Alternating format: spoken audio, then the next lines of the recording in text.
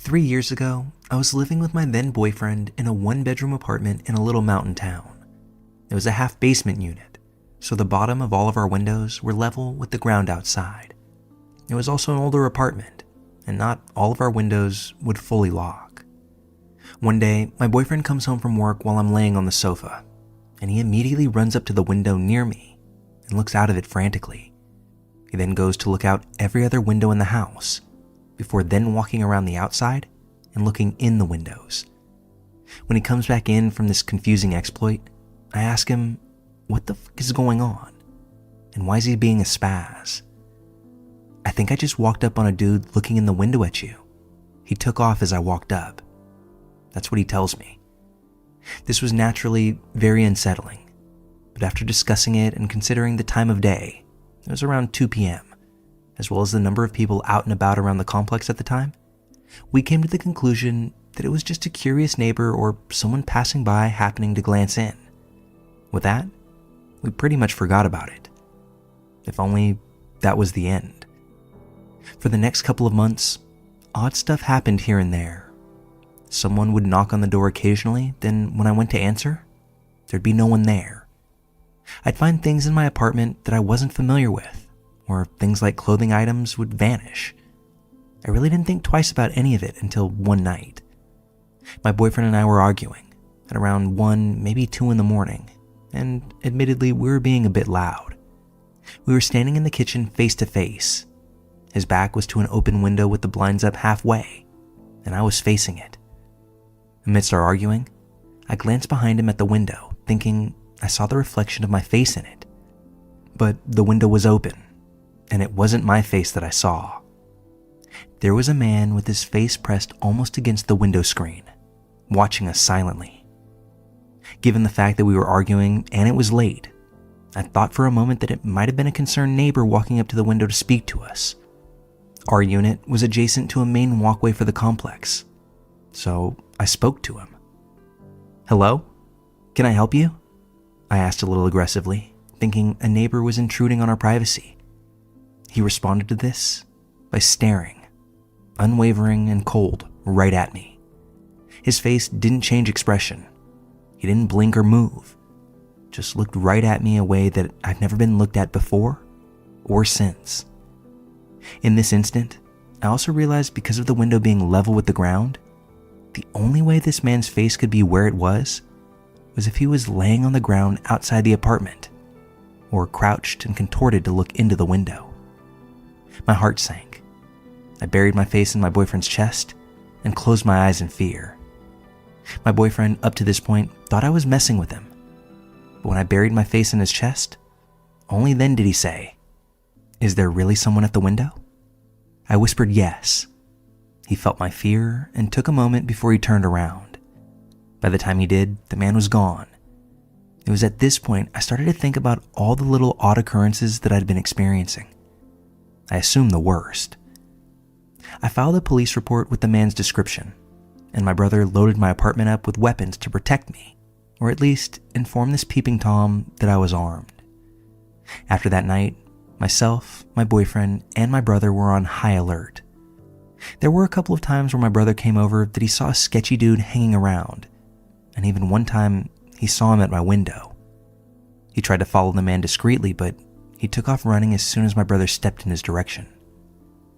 The last night I had an experience with this man, I was sitting home alone on my sofa. My boyfriend was at work at a restaurant about 2 blocks away. He had picked me up from work about an hour earlier. We had sat on the sofa together for a little while when we got home. Then he kissed me and left for work, locking the door behind him. After he left, I continued to sit on the couch while scrolling through Reddit for a while in silence. After about an hour of me sitting there, I hear a door creak open. Now, it's a small apartment, so to see the bedroom and bathroom doors from the couch, all I had to do was lean a little to the left. I assumed it was one of my cats coming out of my bedroom, so you can imagine my shock when I lean over and see the door that's opening is the door to the water heater closet. I look to my right and see both my cats sleeping soundly at the other end of the couch. I look back to the door, and it's still creaking open, very slowly. It opens enough for me to see it, a set of fingers wrapped around the door, easing the door ever so gently to open it as quietly as possible. That was going to be a no for me, dog. I ran my ass barefooted out the door, into the snow, and down the street to my boyfriend's work. I called the cops from there. When everyone was back to check out the apartment, he was, of course, gone. After that, my boyfriend and I packed our went to stay with my parents, and 6 months later, moved about 1,000 miles away from that town. That was the end of it. I initially found this subreddit around that time, as I was trying to find other stories similar to mine, or people to talk to who had experienced something like I did. I had intended to write my story here eventually, and I figured after this week's events, I just had to. So, like I said, I live 1,000 miles away from where this all started. So a part of me thinks there's no way this person could have found me. But last week, I heard a knock on the front door of my apartment. I was expecting a package, so I figured it was a delivery driver and didn't answer. I'd just go get the package later. Then they knocked again, and again. The third one made me feel uneasy, so I waited a good 20 minutes before checking the door. When I did, there was no package, no note, no nothing. Someone was just knocking.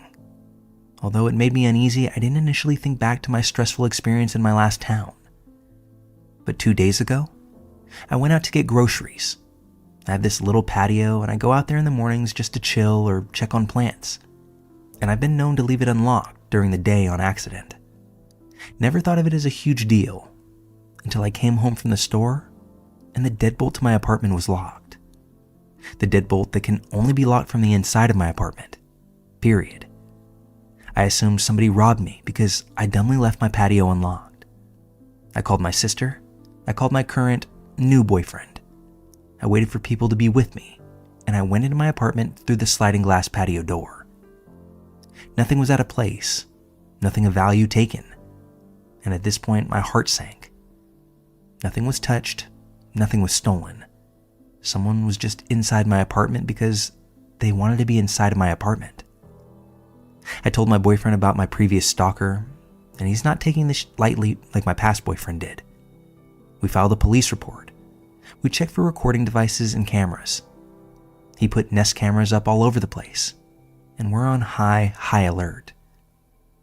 I really, truly hope this is a coincidence, but if this man really followed me across multiple state lines, there's no one on this earth that I'm less interested in meeting.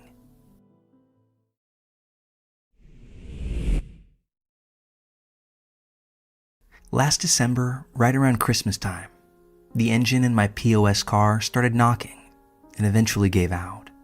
This, as well as the transmission, seeing as it would be more expensive to fix it than it would be to buy a new car. I scrapped it for a few $100 and put the word out I was looking to buy a car in the $2,500 to $3,000 range. I was, and still do, work 2 jobs, so I very quickly tired of having to bum rides to work. This fact led me to ignore a few red flags, but I'll get to those. One of my jobs is a corporate 9-to-5. The other is at an upscale gentleman's club. I put the word out about needing a car to my coworkers at both places. A month went by and I still hadn't heard anything. That's when a waitress at the club that I worked at pulled me aside. Hey, one of my customers offered me a really good deal on a car, but my parents bought me a brand new Escape, so I don't need it. The guy wants $1,000 for an '06 Chevy with low mileage. Do you want me to introduce you to him? It seemed like a godsend. I quickly agreed, and she led me over to the back of the bar to a booth where a tall, broad-shouldered older man sat. He looked to be around 60 years old, but he was still pretty huge, even sitting down. He looked like a retired army guy with a small beer gut, but lots of old man muscle. "I'd like you to meet Mark," she said. She introduced us as I sat down next to him. He didn't look at me or acknowledge me, and I got the feeling he was very awkward. My coworker excused herself and left us. I quickly explained that I was looking for a new car. That's when he finally looked at me and he began explaining the deal. That this was his brother's wife's car. They lived 1 state over, about 4 hours away. They initially bought the car for their daughter, brand new, but she had a baby a few years later and refused to drive it anymore because it was a two-door and the baby's car seat didn't exactly fit in the back seat. It had been sitting for years, but now their neighbor, who happened to be a cop, was threatening them, saying if they didn't put insurance on it or get rid of it, they'd be ticketed. So now they were looking to unload it as quickly as possible, hence the great deal. I was beyond excited. Mark and I chatted a little bit longer, albeit awkwardly, and eventually exchanged numbers. Before I went back to work, the subject of art came up, and he mentioned he'd always wanted to learn how to draw. I got excited because at the time, I was giving private drawing lessons to make extra money. He seemed interested after I showed him my portfolio on my phone, and he suggested maybe even knocking the price down a little bit in exchange for a few lessons. I wrap up our goodbyes and head back to work. He exits my job shortly thereafter. I'm ecstatic now. At 3 a.m., I'm finally back in civilian clothes, waiting inside the front doors for my ride, when Mark texts me. Can you come to my house for the drawing lessons this week? I politely tell him I don't feel comfortable with that, because he would have to pick me up and I'd be dependent on him to take me home too. He's a stranger. It just doesn't feel right. All the more reason for you to get this car. You deserve it. I agree with this, brushing off the second half of the sentence. He's probably just a little lonely and trying to be nice. We set a date to meet up in a public place so I can check the car out. He plans on paying his niece to make the 4-hour drive the following Tuesday, 5 days from now. I agree. She doesn't mind because her parents are going to let her keep whatever money I pay for it, and Mark will pay her for gas there and back, plus a tip. I forget about Mark for a day or two, until the texts start. All hours of the day, the most random questions, but all of them pertaining to the car, the deal, and art, so I don't think too much into it. He's never been married. He claims he has Asperger's, which I found out later was a lie, and that he only has his brother and no one else in this life. I figure he's doing me a favor. I can answer a few harmless texts. But then I miss a few while I'm at work, and he spams me, getting progressively madder with each missed text. When I finally respond, I bitch him out, saying he has no right to my time or attention. He relents, saying he thought something bad had happened to me. That's all. He wasn't getting mad, he was scared. I think back to what he said about having Asperger's, and I think maybe I'm misunderstanding his texts, so I feel kind of bad. He stops for a few days. Then Tuesday rolls around. I bring my mom's boyfriend with me to the parking lot I'm meeting him and his niece at to look at the car. It's beautiful, and I love it. Mom's boyfriend says it's a great deal. I'd be dumb not to take it. I tell Mark that I want the car.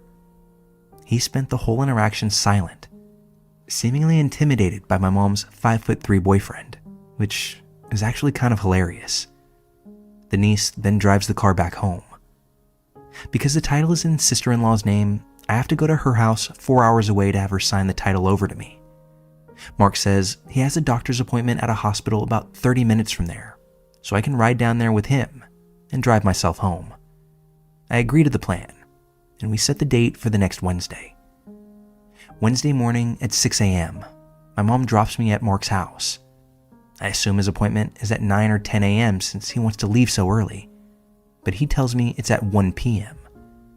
I ask him, why the hell are we leaving so early if the hospital is only 3, maybe 3.5 hours away? He ignores the question, but I get my answer soon enough. This neurotic MF has to stop at every rest stop along the way. Every single one. It takes us 6 hours to get to the hospital, almost making us late for his appointment.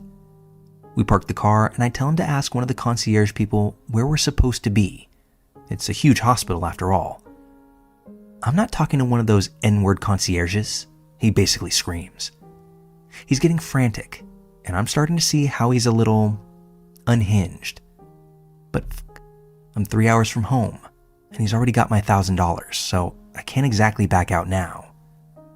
I ask directions and find the elevator to the floor we need to be on, the 8th. Mark won't get into the elevator. He says he can't do them. They'll kill him. Randomly, a mentally handicapped man in a wheelchair next to us repeats the words, "It will kill us." Mark yells, "See? He knows." I'm out of patience now. I yank this man onto the elevator and we finally arrive at his appointment, just on time. As I'm waiting for this guy to wrap up, I nearly fall asleep in the lobby because he wouldn't let me sleep in the car, knowing that I'd worked till 3 a.m. the night before. I awaken to the sound of Mark screaming at the top of his lungs at the poor clerk behind the desk in the lobby. He's calling her every name in the book. She looks terrified and screams back that she's calling security. I hop up, grab him by the arm, and drag him, literally running back to the elevator. He opens his mouth to protest, but I tell him to shut the fuck up and get into the elevator. I'm in no mood for this. I refuse to be stranded across state lines because he had to land himself in the slammer for God knows what reason. We get off the elevator just as a team of security guards enter it and rush past them, doing our best to look normal. We finally get outside and I lose my ever-loving shit. What just happened? I was waiting for the doctor and I had to use the bathroom. He came to my room while I was gone, so he skipped me to go to the next patient. He wouldn't be back for an hour. Okay, what does the receptionist have to do with any of that? She was in on it. She could have told me he was an asshole. I just stare at him in disbelief. I fully realize I'm dealing with a mentally unstable individual, but I'm locked into this deal, and I'm 30 minutes from being able to drive the fuck away. So I just shake my head and walk back to his car silently. We get to his brother's house. The title gets signed over to me. All is good, except for the fact that the charging port in my new car doesn't work, and my phone is dead, so I don't know how to get home. I ask Mark if I can charge my phone in his car for a while. He says yes, and I begin the route to start following him home. It's getting really late at this point, and I'm so exhausted that I beg him to please skip a few rest stops. He skips 2, then pulls into the next one. He hops out of the car with a childish grin, saying, "You like what I did there? I skipped 2. F me, man." I check my phone, 50%. Good enough. I'm so done with this guy. I tell him goodbye and thanks, but I'm going to take off now. He seems confused. I ignore this, and I absolutely floor it home. That's when the texts begin again. "Zoom, zoom, little girl. Let's see if you find the secret of the wire. You won't make it far. There she goes." I'm thoroughly creeped the fuck out, but I ignore it. I get home, and as soon as the DMV is open, I go and I get my registration, file for insurance on the car, and that's when the texts start to get worse. "Tell your pimp you fucked up, little girl. Don't ignore me. You think that car is safe? Haha, you silly little girl. You're just a whore junkie. Wait till I go to the cops. You stole the car. You owe me $2,000 now. I'm talking to your pimp because you're too stupid to come up with that kind of cash. Bring it to me Monday, or I go to the cops and bust your little sex traffic ring." Variations of this message all day, until I block the number. I call Mark's brother just in case and tell him what's happening. He couldn't care less. He says to pay him. I said I did. He asked if I have proof, and I said yes. He gave you the money. Why would your wife sign the title over without getting paid? He asks if Mark knows where I live. I say no, and he says good. I start to get texts from a new number, this time claiming to be the cops. I know it's Mark, and I threaten to get a protective order if he doesn't stop. He goes ballistic, tells me he knows where I live, where my kids go to school, who my pimp is, where I get all of my drugs. And I know he's lying because I don't have kids, a pimp, or a drug problem. For the record, I'm also not a prostitute. I'm still scared shitless though, and all I can do is block this number too. I find myself always looking over my shoulder leaving work. I now sleep with a baseball bat. This man attempts to get me fired from my job, but he's laughed out of the establishment and banned. Months go by, and I start to be able to relax. I can still see if he texts me, even though he's blocked. It just goes to a different folder. I check it once in a while. For a few months, he sends completely normal texts. followed by psycho shit when I don't respond. I know you love me, and that's why you're doing this. Because your dad is dead, so you don't know how to love. It hurts me too. Let's buy your kids some toys. All the way to, you fucking whore. Zoom zoom. Do you like to ruin men's lives? Stop listening to your meth head stepbrother. Again, I have no kids. I realize he's just trying to scare me, and legally the car is mine. He can't take it from me. So I relax a little bit. One day, I happen to be awake when the mail lady comes. She knocks and tells me I have to sign for something. She hands me a manila envelope with the name Mark Smith as the return address, my full name on it, and the back is stamped with notify sender stamps, like 100 of them, all erratically placed. My heart stops. This dude knows where I fucking live, and as much as I'm dying to know what the letter says, I don't sign for it and tell her to return to the sender and explain the situation. I realize he probably just looked up my name online and he likely found 5 different addresses, then sent certified mail to all of them in my name in an attempt to verify which one I lived at. I think I thwarted his plan by not signing. Fuck that guy. Now, fast forward 2 months ago. I'm home alone and I get a call from a number I don't know, but it's local, so I picked it up. Hi, this is Officer Sanford with the City Fraud Division. Is this, before saying my full name? I say yes. Okay, I believe we have a mutual friend here. My heart sinks. I know he means Mark. Am I f***ed? Oh, don't worry. I'm on your side. I think this guy is off his rocker. I've been looking into it for a while and this just doesn't add up to you being guilty of anything but buying a car. Fucking justice. Turns out, Mark walked into a police station to report the car that he never owned, the one that I had the title to, stolen, and to report my, quote, prostitution ring. Once again, he was laughed out. So he wrote letters, lots of them, to the government, to the president, to the sheriff. And that's what led to a fraud investigator getting involved. He spoke to the sister-in-law and verified she signed the title over. Verified I had registration and insurance. Looked into my squeaky clean record. Even looked into my schooling and saw a very prestigious university. He eventually spoke to Mark face to face. This officer knew Mark was fucking crazy, so he had me write a brief account of my side of the story and advised me to get a restraining order. He told Mark to stay away from me, as well as the brother and sister-in-law actually, before closing the case. I now know that if Mark ever tries to fuck with me again, I've got Officer Sanford's number on speed dial. Mental disabilities aside, now it's time to leave me alone, bro.